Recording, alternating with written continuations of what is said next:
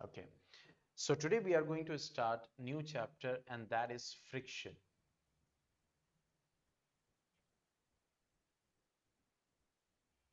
ठीक है, तो जैसे कि प्रीवियस चैप्टर फोर्स या प्रेशर में हमने पढ़ा था, there are two kinds of forces, one is contact and one is non contact force.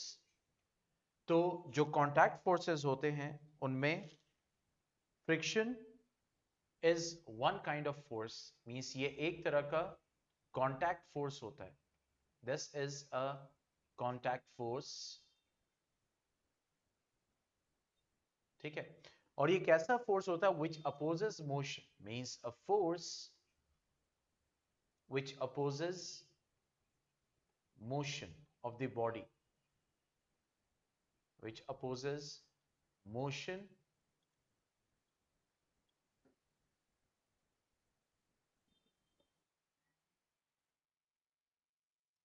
ठीक है, force which opposes motion of the body। ठीक है, कि अगर कोई बॉडी मूव कर रही है, फॉर एग्जांपल बॉल, जैसे कि ग्राउंड में, तो जाहिर सी बात है ये जो बॉल है ये कांटेक्ट में आती है किसके? ग्रासेस के। ठीक है, वो ग्रासेस के कांटेक्ट में आती है और ये जब मूव करती है बॉल इधर, तो यहां पे दो बॉडीज कांटेक्ट में, ग्रास एंड बॉल। तो जब ये बॉल मूव करती है, इधर मूव कर रही है, हम देखते हैं धीरे धीरे करके ये स्टॉप हो जाती है। क्यों? क्योंकि ये ग्रास के कांटेक्ट में है और ग्रास इसके ऊपर एक अपोजिट फोर्स लगा रहा है। ठीक है, और ये फोर्स क्यों लग रहा है? क्योंकि ये ग्रास जो है वो कांटेक्ट में आ रहा है बॉल के, और ये जो फोर्स होगा that is called what? The frictional force. इसी को फ्रिक्शनल फोर्स कहते हैं या फ्रिक्शन, इसी को हम फ्रिक्शनल फोर्स बोलते हैं या फिर फ्रिक्शन कहते हैं। ठीक है, तो दो बॉडी कांटेक्ट में आएगी, क्लियर, तो उनके सरफेसेस के बीच में फ्रिक्शन लगेगा, clear, and that is called what? The frictional force. तो the force which opposes the motion of the body, that is called the frictional force. Is that clear? कोई confusion इसमें? क्योंकि already हम इसको एक ब्रीफ इंट्रोडक्शन फॉर्म में previous chapter में discuss कर चुके हैं। ठीक है, नाउ अब फ्रिक्शन को स्पेशली हम डिस्कस कर रहे हैं, यहाँ पे सिर्फ फ्रिक्शन को we are discussing, friction specially.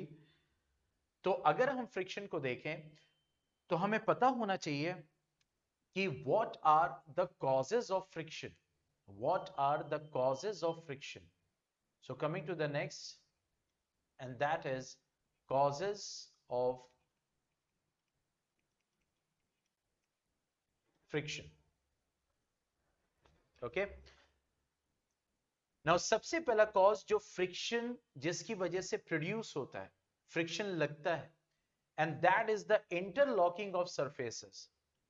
जैसे मैंने आपको बताया था कि अगर कोई दो चीज है ऐसे इंटरलॉक हो जाए, मतलब एक ऐसे और एक ऐसे, तो जाहिर सी बात है जब फोर्स लगेगा तो यहां पे एक सरफेस दूसरे सरफेस को लॉक कर चुका है, तो वो रोकने की कोशिश करेगा। पॉइंट समझ में आ रहा? जैसे कोई जा रहा हो और आप उसका हाथ पकड़ लो इधर से, ठीक है, तो क्या होगा? उसका मोशन स्लो कर जाएगा। यस और नो?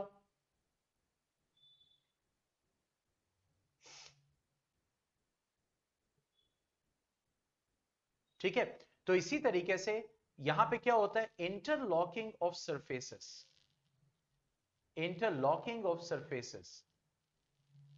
ठीक है, जैसे दो ऑब्जेक्ट हैं, एकदम जूम करके देखा जा रहा है, तो आप देखोगे कि रफनेस है उसमें, क्लियर। इसी तरीके से दूसरी बॉडी है और उसमें भी क्या है? मींस रफनेस है। ठीक है, तो जाहिर सी बात है जब ये पोर्शन और ये पोर्शन कांटेक्ट में आएगा, दिस पोर्शन, तो ये क्या करेंगे? ये एक दूसरे को इंटरलॉक करेंगे ना। तो जब कोई भी चीज फंसेगी तो क्या होगा? वहां पे एक माइन्यूट लेवल पे फोर्स लग रहा है, और इसी फोर्स को हम क्या बोल रहे हैं? Frictional force. और ये जिस डायरेक्शन में बॉडी मूव कर रही है उसके ऑपोजिट ये लगेगा फ्रिक्शनल फोर्स। क्यों लग रहा है उसी चीज को हम स्टडी कर रहे हैं। ठीक है, due to interlocking of surfaces. ये पॉइंट समझ में आया?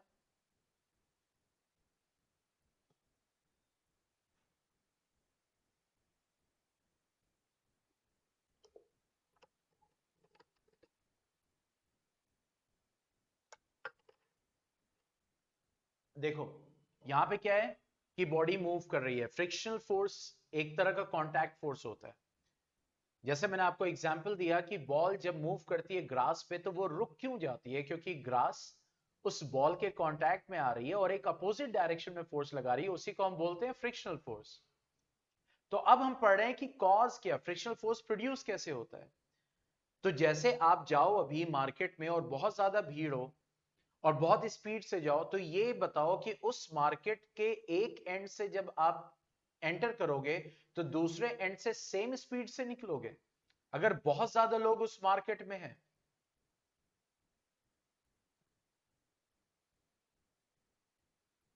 सेम स्पीड से निकलोगे?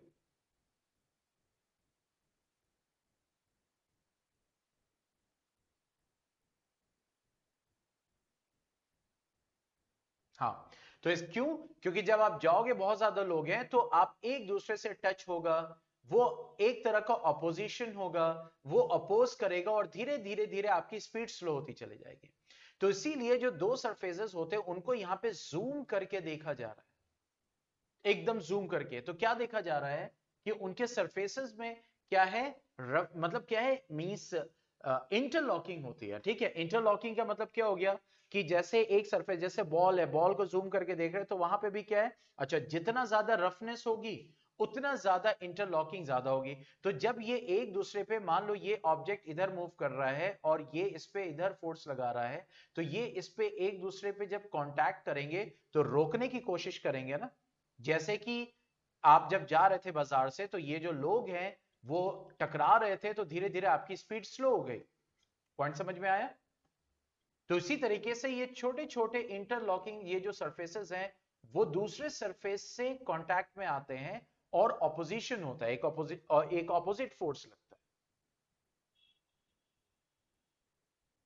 तो इसकी वजह से फ्रिक्शन प्रोड्यूस होता है।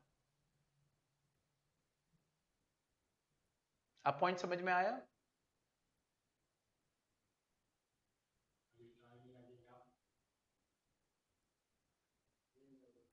ठीक है। Now second reason due to force of adhesion। अच्छा अब ये बताओ, इसी पहले पॉइंट को मैं डिस्कस कर रहा हूं। मान लो ये दो सरफेसेस, यहां पे ये तीन ऐसे हैं और दूसरे वाले सरफेसेस में एकदम ना के बराबर है। ये बताओ यहां पे फ्रिक्शनल फोर्स ज्यादा लगेगा, मतलब बी वाले में, या यहां पे फ्रिक्शनल फोर्स ज्यादा लगेगा ए वाले में?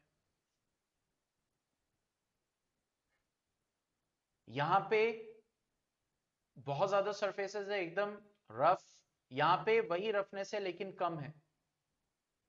तो बताओ किसमें फ्रिक्शनल फोर्स ज्यादा लगेगा, ए में या बी में?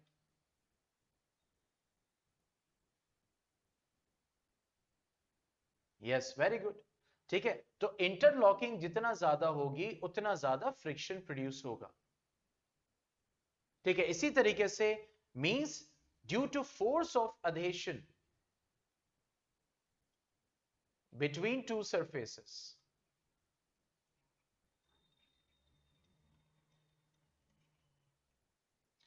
यानी ये जो फोर्स ऑफ adhesion होता है, देखो दो टाइप के फोर्सेस होते हैं, adhesion एंड cohesion।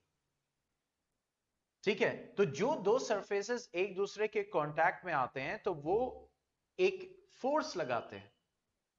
ठीक है, एक एडहेसिव फोर्स लगाते हैं, चिपकने वाला फोर्स लगाते हैं। ठीक है, क्यों? क्योंकि उन सरफेसेस पे जो मॉलिक्यूल्स या एटम्स या पार्टिकल्स होते हैं वो एक फोर्स ऑफ अट्रैक्शन लगाते हैं जिसको फोर्स ऑफ एडेशन कहते हैं। यानी कि इसके सरफेस पे जो मॉलिक्यूल या पार्टिकल हैं और इसके सरफेस पे जो मॉलिक्यूल या पार्टिकल हैं वो जो है एक फोर्स ऑफ अट्रैक्शन लगाते हैं, फोर्स ऑफ अट्रैक्शन। उसको हम क्या बोलते हैं? Force of adhesion. जैसे आपने देखा होगा कि अगर आप पानी हाथ में लो, ठीक है, और जैसे उंगली किया, यहां पे ऐसे रखा हुआ है और वहां से एक बूंद गिरे पानी की, तो क्या पानी की जो बूंद होती है क्या वो एकदम जल्दी से गिर जाती है कि टाइम लगता है?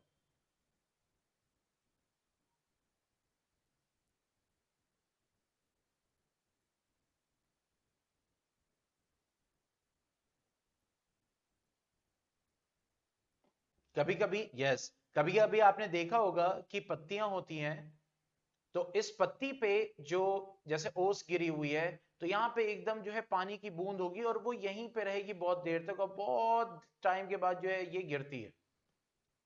तो इसका मतलब ऐसा क्यों, वाई, इस ऐसा क्यों? ठीक है, क्यों? क्योंकि ये जो वाटर है और ये जो पत्ती का सरफेस है, इसके बीच में एक फोर्स लग रहा है, अट्रैक्टिव फोर्स लग रहा है उनके मॉलिक्यूल्स के बीच में। तो ये भी डिसाइड करता है कॉज ऑफ फ्रिक्शन, मतलब कि इसकी वजह से भी फ्रिक्शन प्रोड्यूस होता है। तो दो कॉजेज हैं फ्रिक्शन के, मींस इंटरलॉकिंग ऑफ सरफेसेस, जो कि रफनेस जितनी ज्यादा होगी उतनी ज्यादा इंटरलॉकिंग होगी, रफनेस जितनी कम होगी उतनी कम इंटरलॉकिंग होगी। ठीक है, दूसरा फोर्स ऑफ अधेशन की वजह से फ्रिक्शन फोर्स लगता है। Now coming to the next topic, that factors on which friction depends. Factors on which friction depends.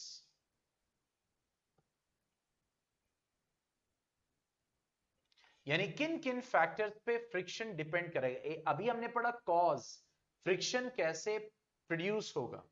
अब हम पूछ रहे हैं फैक्टर्स कि जिन पे वो डिपेंड करेगा, मतलब फ्रिक्शन ज्यादा होगा कम होगा, तो क्या फैक्टर्स हैं। यानी कि अगर उसका साइज बॉडी का ज्यादा होगा तो फिर सरफेस एरिया ज्यादा होगा, तो फिर उस पे कैसे डिपेंड करेगा।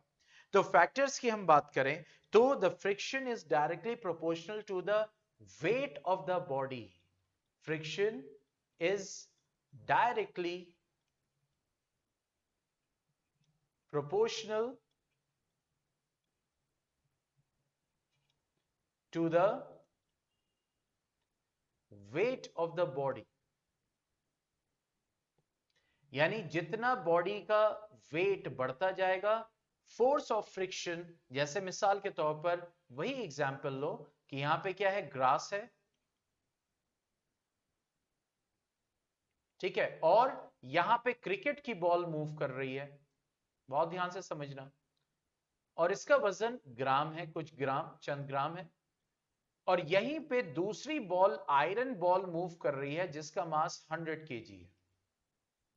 ये बॉल भी ग्रास के कांटेक्ट में आ रही है, ठीक है, और ये क्रिकेट बॉल भी ग्रास के कांटेक्ट में आ रही है, आयरन बॉल, ठीक है, और ये आपकी क्रिकेट की बॉल है, ठीक है। तो जाहिर सी बात है इसका मास ज्यादा है, आयरन बॉल का मास ज्यादा है, ठीक है। तो क्या आप नोटिस करोगे, जब ये आयरन बॉल रोल करेगा और ये क्रिकेट बॉल रोल करेगा, ठीक है, सेम सेम फोर्स से आपने फेंका, तो क्या ये दोनों सेम स्पीड से आगे मूव करेंगे और एक ही पॉइंट पे जाके रुकेंगे?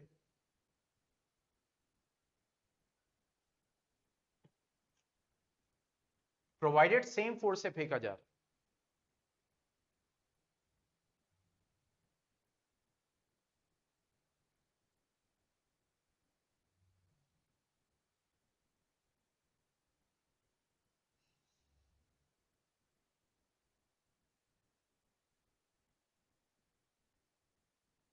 यस, जवाब दीजिए।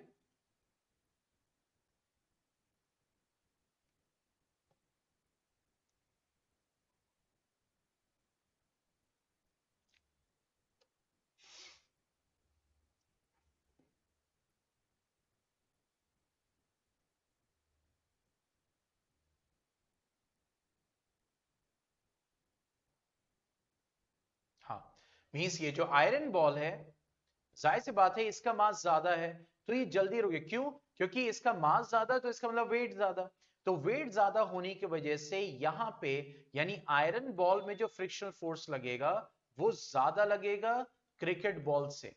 क्यों? क्योंकि फ्रिक्शन जो है वो डायरेक्टली प्रोपोर्शनल है वेट ऑफ द बॉडी।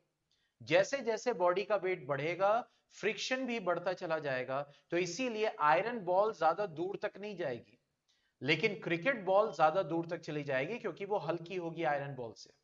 इसी तरह आपने घर में नोटिस किया होगा कि मान लीजिए एक खाली बक्सा है, ठीक है, एम्प्टी बॉक्स है, क्लियर, वो जमीन पे रखा हुआ है, और एक दूसरा बॉक्स है सेम टाइप का, और उसमें बहुत सारे मटेरियल भरा हुआ है, एकदम इसमें भरा हुआ है। ठीक है, किसको आप इजीली खिसका पाते हो, ए या बी? सेम जगह पे दोनों रखे हुए,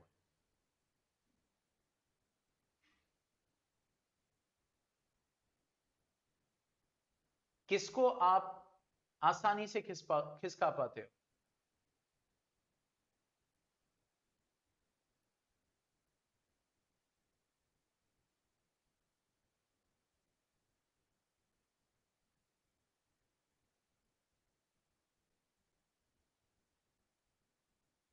ए या बी?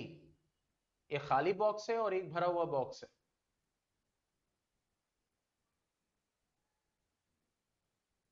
ए। क्यों? क्योंकि जाहिर सी बात है, ए बॉक्स जिस जमीन पे रखा हुआ है वो जमीन उसके ऊपर फ्रिक्शन लगा रही है, बी बॉक्स भी जिस जमीन पे रखा हुआ है सेम जमीन पे उस पर फ्रिक्शन लग रहा है, लेकिन वजन ज्यादा होने की वजह से उसकी इंटरलॉकिंग ज्यादा हो जाएगी, जिसकी वजह से इसमें जो फ्रिक्शनल फोर्स आएगा वो एम्प्टी बॉक्स के फ्रिक्शनल फोर्स से कम ज्यादा होगा। यानी कि यहां पे जो फ्रिक्शनल फोर्स लग रहा होगा इस जगह पे जमीन पे, जैसे आप जिस बेड पे बैठे हो या कुर्सी पे बैठे हो, तो वो कुर्सी जिस जमीन से कांटेक्ट में है, तो उन दोनों के बीच में वहां पे फ्रिक्शनल फोर्स लगा हुआ है, इसी वजह से वो बेड खिसक नहीं रहा, उसी वजह से वो कुर्सी खिसक नहीं रही। पॉइंट समझ में आ रहा? ठीक है, तो यहां पे वही कह रहा है कि अगर वेट बढ़ता चला जाएगा तो फ्रिक्शनल फोर्स की वैल्यू भी बढ़ती चली जाएगी। तो इसका मतलब कि फ्रिक्शन जो है सबसे पहले वेट पे डिपेंड करता है, मतलब डायरेक्टली प्रोपोर्शनल होता है। ठीक है, दूसरा, friction also depend on the nature of contact, यानी कि नेचर ऑफ सरफेस की स्मूथ है या रफ है। तो friction depends on friction depends on the nature of surface of contact।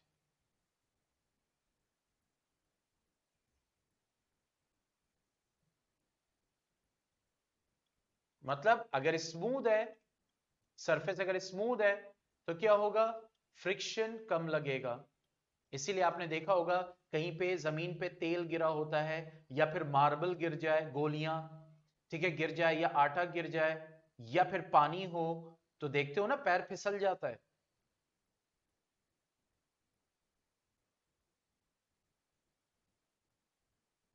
Yes और नो?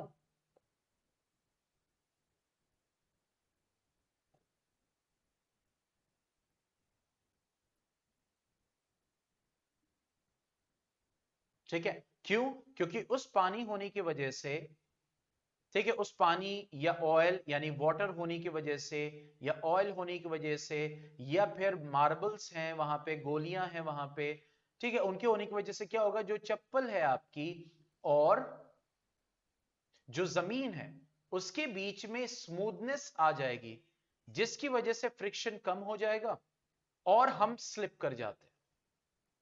पॉइंट समझ में आए? इसीलिए आपने देखा होगा वो सारे स्लीपर्स जो घिस जाते हैं, जो स्मूथ हो जाते हैं नीचे से, तो उसको जब आप पहनते हो तो आप गिर जाते हैं बाथरूम में, या फिर गिरने के चांसेस ज्यादा होते हैं। क्यों? क्योंकि जितना ज्यादा स्मूथनेस होगी उतना फ्रिक्शन कम हो जाएगा। ठीक है, फोर्स कम लगेगा तो ऑब्वियसली मोशन बढ़ जाएगा। इसी तरह से जितना रफ होगा उतना फ्रिक्शन क्या होगा, बढ़ेगा, यानी जितनी आप रफनेस बढ़ाओगे फ्रिक्शन बढ़ता चला जाएगा। पॉइंट समझ में आया? तो nature of surface of contact पे भी डिपेंड करता है फ्रिक्शन, एक तो वेट पे भी डिपेंड करेगा और नेचर पे। तीसरा, friction does not depend on friction does not depend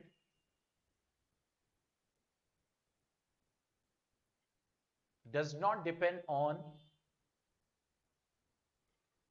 the area of contact। देखो, फ्रिक्शन जो है एरिया ऑफ कांटेक्ट पे डिपेंड नहीं करेगा। मतलब अगर खाली बॉक्स है और वो बहुत बड़ा सा बॉक्स है, तो इसका मतलब ये नहीं है कि उसने ज्यादा एरिया कांटेक्ट में लिया हुआ है तो फ्रिक्शन ज्यादा लगेगा, नहीं। ठीक है, अगर एक बहुत भारी चीज है और कम एरिया में है, उसके ऊपर भी फ्रिक्शन ज्यादा लग सकता है। क्यों? क्योंकि फ्रिक्शन आपका नेचर पे और वेट पे, बेसिकली इन दो चीजों पे डिपेंड करता है। यानी अगर नेचर यानी रफनेस ज्यादा हो गई, जैसे मान लो वेट है, वजन ज्यादा है, पॉइंट को समझो, अगर वजन ज्यादा है लेकिन सरफेस जो कांटेक्ट में वो स्मूथ है, और वजन है लेकिन सरफेस ऑफ कांटेक्ट जो है वो रफ है, यानी जिसके बीच में, जैसे मैं ही हूं अभी अगर बैठा हूं तो मेरा वजन तो वही है, अब नीचे मेरे चेयर के कोई ऑयल डाल दे तो क्या होगा, जो सरफेस कांटेक्ट में है वो स्मूथ हो जाएगा। तो जाहिर सी बात है कि वेट तो वही है लेकिन रफनेस के साथ अगर होगा तो फ्रिक्शन ज्यादा लगेगा, और वेट वही होगा, स्मूथनेस होगा तो फ्रिक्शन कम लगेगा। जैसे जब आप कैरम खेलते हो तो कैरम में क्या होता है कि जब आप बिना पाउडर के जब इस पे कॉइन डालते हो तो होता क्या है, वो कॉइन्स जो है बहुत ही हार्डली मूव करती हैं। अब आप क्या करते हो, जब इसके ऊपर पाउडर छिड़क देते हो, जब इसके ऊपर पाउडर छिड़कते हो तो पाउडर छिड़कने से क्या होता है, स्मूथनेस बढ़ जाती है, फ्रिक्शन कम लगेगा, जिससे जो कॉइन्स होती हैं वो इजीली मूव कर जाती हैं। ठीक है, तो यहां से हम ये पता चला कि जो फ्रिक्शन होता है वो नेचर पे यानी रफनेस या स्मूथनेस पे डिपेंड करेगा, और वेट पे डिपेंड करेगा। जितना वजन आप बढ़ाते जाओगे उतना फ्रिक्शन फोर्स ज्यादा लगता चला जाएगा। हाँ, लेकिन फ्रिक्शन एरिया ऑफ कांटेक्ट पे बिल्कुल डिपेंड नहीं करता, कि ज्यादा एरिया ऑफ कांटेक्ट होगा तो फ्रिक्शन ज्यादा होगा। किस पे डिपेंड करता है, मास और नेचर ऑफ सरफेस पे। यहां पे पॉइंट समझ में आया?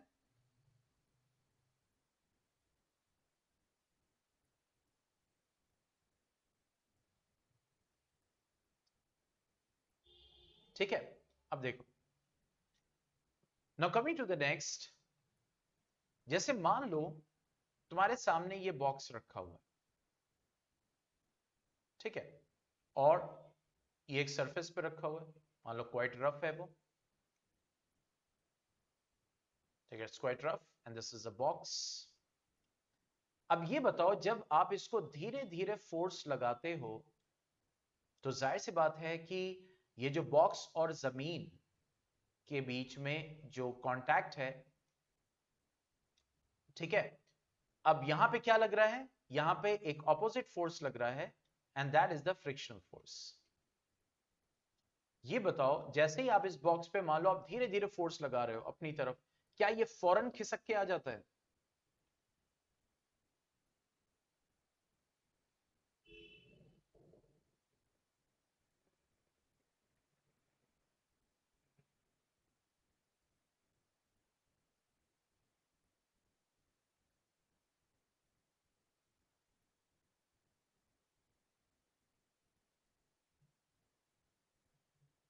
जैसे आप धीरे धीरे फोर्स लगा रहे हो तो क्या नोटिस करते हो? जैसे मिसाल के तौर पर देखो, ये मोबाइल है, ये मैंने रखा हुआ है।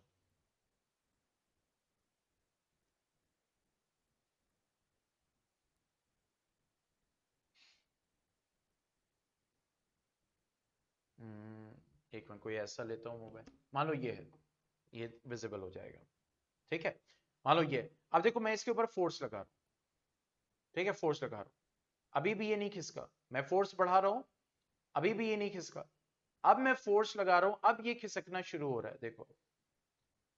तो इससे पहले जब मैं फोर्स लगा रहा था तो ये नहीं खिसक रहा था, हालांकि फोर्स लगा रहा था मैं, और मेरे ये जो थर्मामीटर है और इसके मेरे जो उंगलियां हैं यानी कि ये जो सरफेस है, इसके बीच में फ्रिक्शन फोर्स लग रहा था जो इसको अपोज कर रहा था।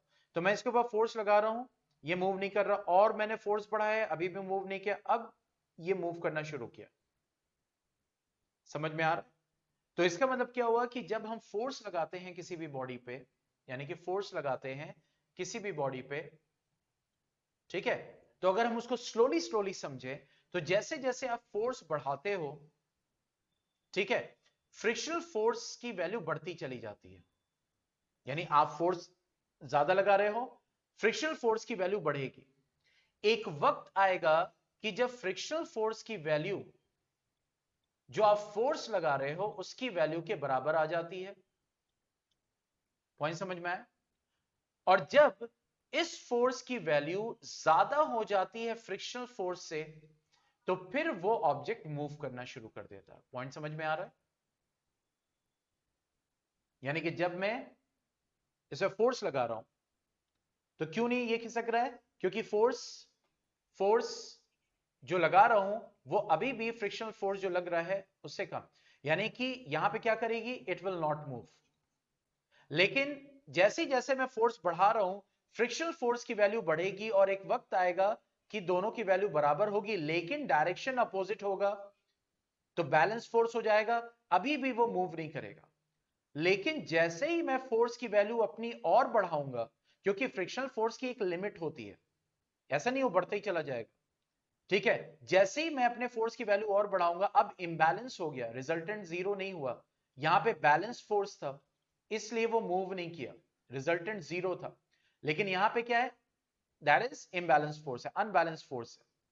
तो जब अनबैलेंस फोर्स है तो इसका मतलब अब यहां पे मूव कर गया, मतलब क्या हुआ, मैंने जो फोर्स लगाया, अब जो फ्रिक्शनल फोर्स लग रहा था थर्मामीटर और हाथ के बीच में वो कम पड़ गया, मेरा फोर्स ज्यादा हो गया, तो अब ये मूव करना शुरू कर देगा। पॉइंट समझ में आया यहां पे?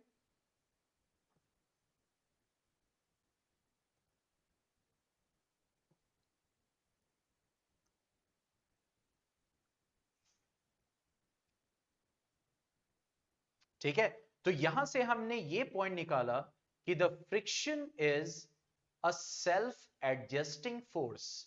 फ्रिक्शन इज अ सेल्फ, यानी खुद से वो अपने आप को एडजस्ट करता है, बट एक लिमिट तक, self adjusting force. Friction is a self adjusting force, यानी जब हम फोर्स लगाते हैं, जैसे आपके सामने बेड है, तो आपको जब बेड को खिसकाना होता है तो जैसे ही आप फोर्स लगाते हो फौरन खिसकना शुरू कर देती है। बताओ भाई।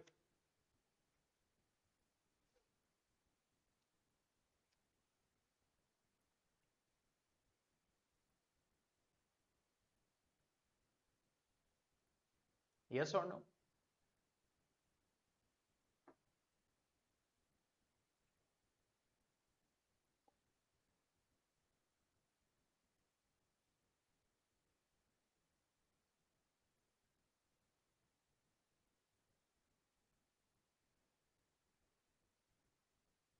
यस मुनाम, बताइए।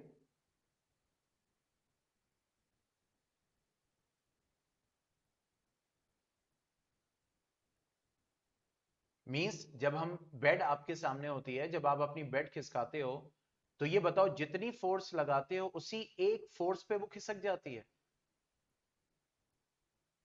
यानी एक बार आपने खिसकाने की कोशिश की तो नहीं खिसकी, तो आप ज्यादा फोर्स लगाते हो।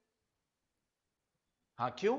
क्योंकि एक तो उसके पास वजन है, बेड के पास वजन है, तो जितना वेट होगा फ्रिक्शन फोर्स ज्यादा लगेगा। तो जब आपको खिसकाना होगा उसको, तो आप धीरे धीरे जब फोर्स लगाओगे तो फ्रिक्शनल फोर्स की उसकी वैल्यू बढ़ेगी, यानी तब तक आप उसको खिसका नहीं सकते जब आपका फोर्स और फ्रिक्शनल फोर्स की वैल्यू बराबर हो।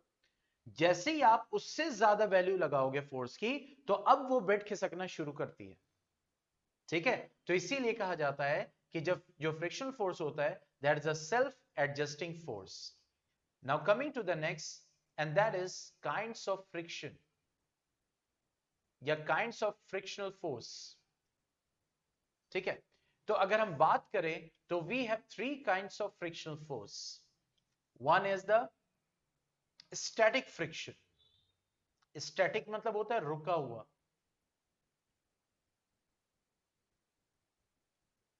ठीक है, one is the sliding friction, या फिर जिसको कहते हैं काइनेटिक। देखो जहां भी टर्म काइनेटिक आए, मींस मूविंग स्टेट। ओके, तो स्लाइडिंग फ्रिक्शन मतलब कि काइनेटिक फ्रिक्शन इसको बोलते हैं।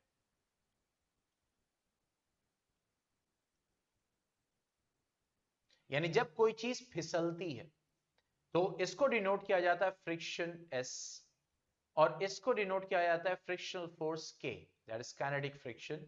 And last one is the rolling friction, मतलब जो रोल करता है, जब कोई बॉडी रोल करती है तो वहां पे जो उसके बीच में जो फ्रिक्शनल फोर्स लग रहा है, that is the roller friction. जैसे मान लो ये बॉक्स है या बेड है, ये जमीन पे रखा हुआ है, अभी अभी ये मूव नहीं कर रहा है, स्टैटिक है। स्टैटिक मतलब जो मूव ना करे। तो यहां पे ये बॉक्स रखा हुआ है या बेड रखा हुआ है या कुर्सी रखी हुई है, वो मूव नहीं कर रही है। तो बॉक्स और जमीन के बीच में जो फ्रिक्शन लग रहा है वो स्टैटिक फ्रिक्शन। इसी तरीके से आपने जो है यहां पे एक इंक्लाइन प्लेन बनाया और उस पे ये बॉक्स जो है अब डाल दिया, तो जाहिर सी बात है ये जो बॉक्स होगा अब वो स्लाइड करेगा, ठीक है, खिसकेगा। क्लियर है, मूव करेगा, ठीक है, स्लाइड करेगा, खिसकेगा। तो ये जो बॉक्स और जो ये इंक्लाइन प्लेन है, इसके बीच में जो फ्रिक्शनल फोर्स इस वक्त लग रहा है वो क्या है, काइनेटिक फ्रिक्शन। और इसी तरीके से जब कोई बॉडी है और जैसे आपका कार्ट हो गया, व्हील हो गया, सूट केसेस होते हैं, तो देखो अगर मान लो एक सूटकेस है उसमें पहिया नहीं है, उसको आपको जमीन पे खिसकाना है, और एक सूटकेस है जिसमें पहिया लगी हुई है, तो ये बताओ किस सूटकेस को, जिसमें व्हील है या जो विदाउट व्हील है, किसको खिसकाना ज्यादा आसान होगा, जो व्हील है या विदाउट व्हील है? व्हील वाले को, यस। क्यों?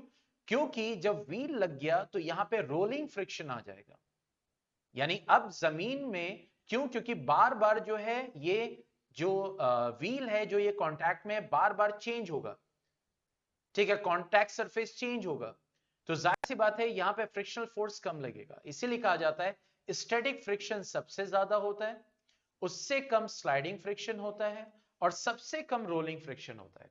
इसीलिए ऑब्जेक्ट अगर आपको कहीं मूव करना है तो आप उसमें व्हील लगाते हो, जिससे क्या होगा, उस ऑब्जेक्ट और सरफेस के बीच में फ्रिक्शन कम हो जाएगा।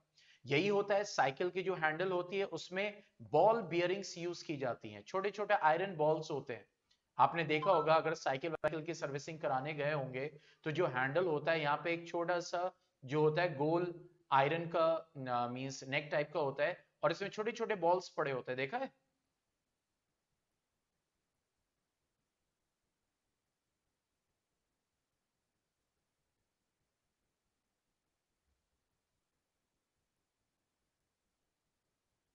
हाँ, तो वो क्यों डालते हैं, क्यों, क्योंकि बॉल्स क्या करेंगी, रोलिंग फ्रिक्शन करेंगी, और रोलिंग फ्रिक्शन से क्या, रोलिंग फ्रिक्शन की वैल्यू कम होगी, तो क्या होगा कि मोशन ज्यादा होगा। देखो याद रखो, फ्रिक्शन अगर कम हो जाएगा, फ्रिक्शन अगर कम हो जाएगा तो मोशन बढ़ जाएगा, यानी वो बॉडी मूव कर पाएगी अच्छे से।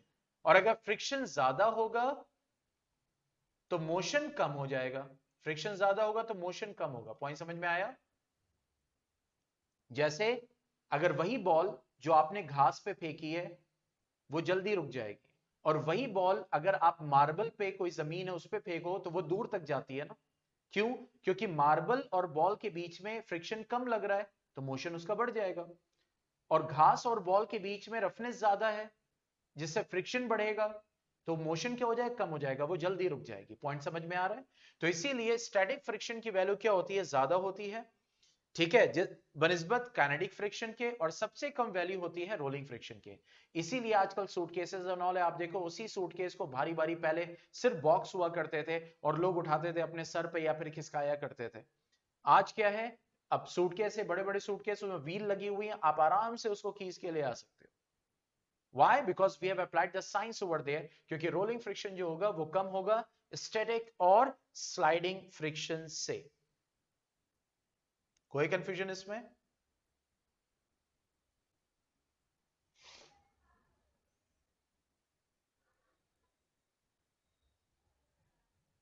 ओके, चलो अब हम ये जानते हैं कि ये जो फ्रिक्शन है, यानी जो फ्रिक्शनल फोर्स है, इसकी क्या डिसएडवांटेजेस हैं, लेकिन उसके बाद भी ये जरूरी है, ये होना जरूरी है, ये एग्जिस्ट करना जरूरी है। पॉइंट समझ में आया? क्यों, अभी समझ में आ जाएगा। डिसएडवांटेज सबसे पहला क्या है कि ये लॉस ऑफ एनर्जी बहुत करता है, क्योंकि जब दो सरफेसेस कांटेक्ट में है, यही बताओ अगर मैं आपका हाथ पकड़ लूं, बहुत तेज से पकड़ लूं, तो आपको मुझसे हाथ छुड़ाने में ज्यादा फोर्स लगाना पड़ेगा ना, ज्यादा एनर्जी लगाना पड़ेगा ना।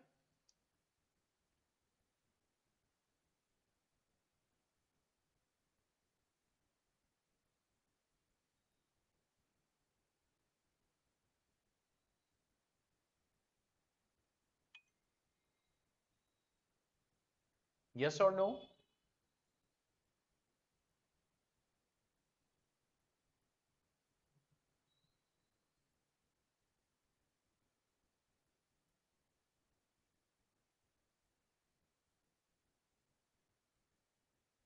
ठीक है, और वही मैं आपको एकदम बहुत हल्के से पकड़ूं तो आपको मूव करने के लिए क्या चाहिए, बहुत कम फोर्स लगाने की जरूरत पड़ेगी, ज्यादा एनर्जी खर्च करने की जरूरत नहीं पड़ेगी। इन द सेम वे अगर फ्रिक्शन फोर्स ज्यादा लग रहा है तो वो जो ऑब्जेक्ट मूव कर रहा है, यानी रफनेस अगर ज्यादा है तो फ्रिक्शन ज्यादा होगा, तो वो जो ऑब्जेक्ट मूव करेगा तो उसको मूव करने के लिए ज्यादा एनर्जी को खर्च करना पड़ेगा। तो इससे का मतलब ये डिसएडवांटेज क्या है कि अगर फ्रिक्शनल फोर्स होगा तो लॉस ऑफ एनर्जी ज्यादा होती है।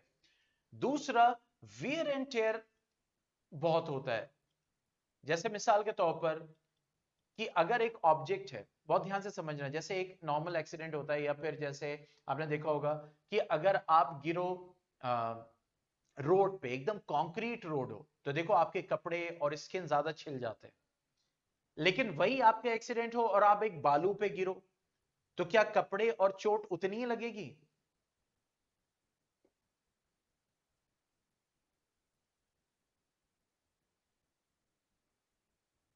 नहीं, क्यों? क्योंकि बालू जो सैंड पार्टिकल्स हैं वो क्या है, छोटे छोटे मूविंग पार्टिकल्स की तरह है, जिसकी वजह से फ्रिक्शन फोर्स कम हो रहा है। लेकिन जब हम रोड पे गिर रहे हैं, कंक्रीट है, तो वहां पे रफनेस ज्यादा है, जिससे फ्रिक्शन ज्यादा लगेगा तो कपड़े उपड़े भी फटेंगे, ठीक है, टिश्यू भी डैमेज होगा। तो इसीलिए जब फ्रिक्शन फोर्स जो होता है वो वियर एंड टेयर बहुत करता है। लेकिन इन डिसएडवांटेजेस के बावजूद एडवांटेजेस हैं फ्रिक्शन फोर्स के, और ये जरूरी है। इसीलिए फ्रिक्शनल फोर्स को हम बोलते हैं नेसेसरी इविल। नेसेसरी इविल का मतलब क्या होता है?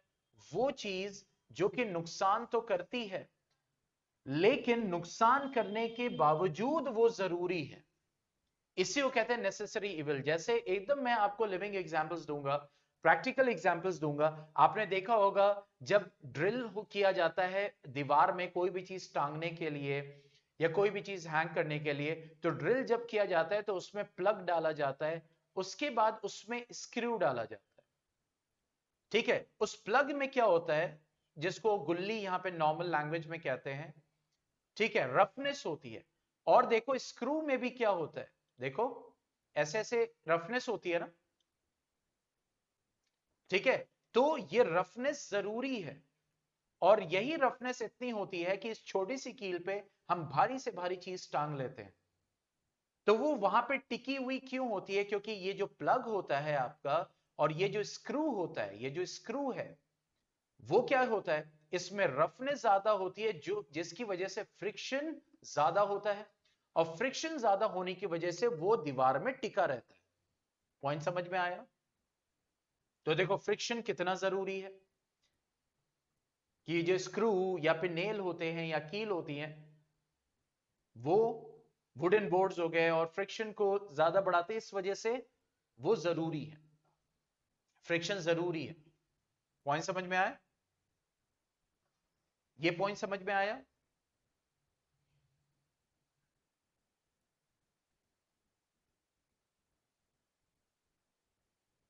ठीक है। इसी तरह से देखो वी वॉक, हम जो जमीन पे चल पाते हैं वो फ्रिक्शन की वजह से, क्योंकि अगर फ्रिक्शन कम होगा तो हम चल नहीं पाएंगे, फिसल जाएंगे।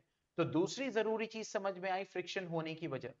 तीसरा देखो, आपके जो हाथ होते हैं इस पे रफनेस होती है, तो कोई भी चीज आप जो ग्रास्प कर पाते हो, पकड़ पाते हो, ठीक है, वी ग्रास्प, वी होल्ड, वो क्यों? Because of friction.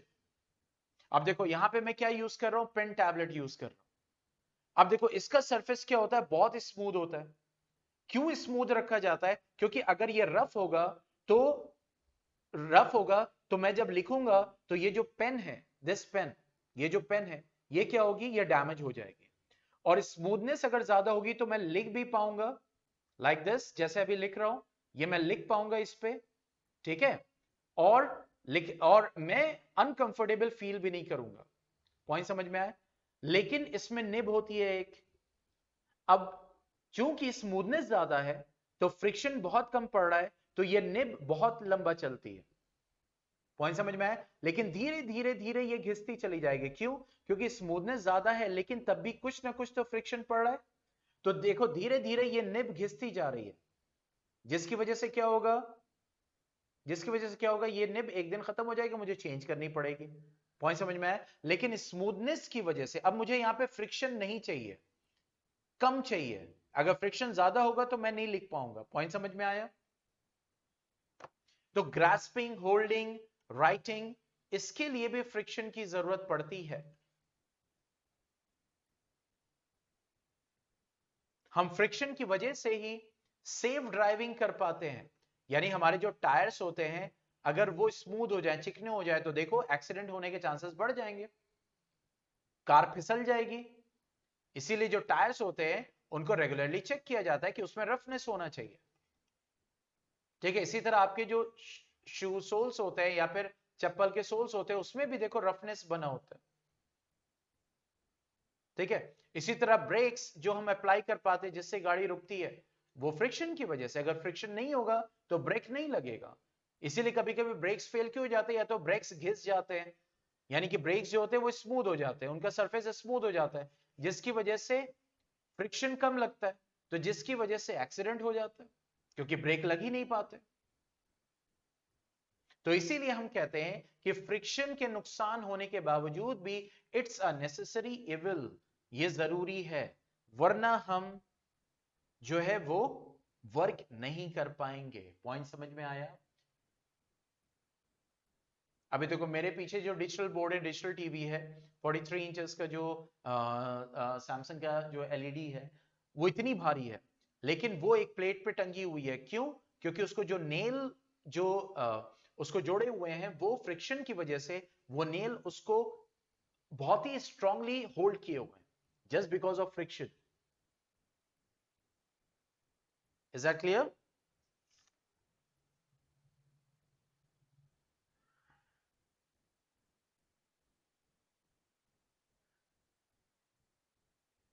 ओके, तो आज इतना ही। हालांकि बस थोड़ा सा टॉपिक और है लेकिन उसको करेंगे और फिर हम स्टार्ट करेंगे साउंड को, that is the next chapter.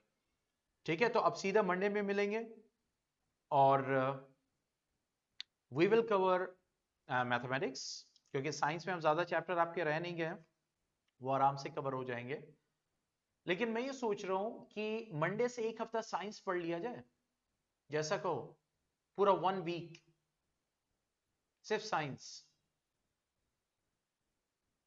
ताकि मोस्ट ऑफ द चैप्टर्स और कवर हो जाए।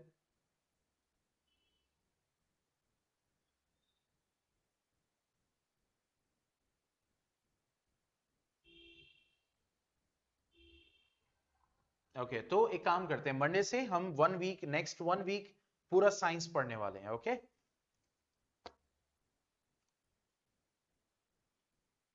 क्विज जाएगा जैसे ही अपलोड होगा, तो you have got the time, you know the rules, you can play according to that. Don't go anywhere, let me take the attendance.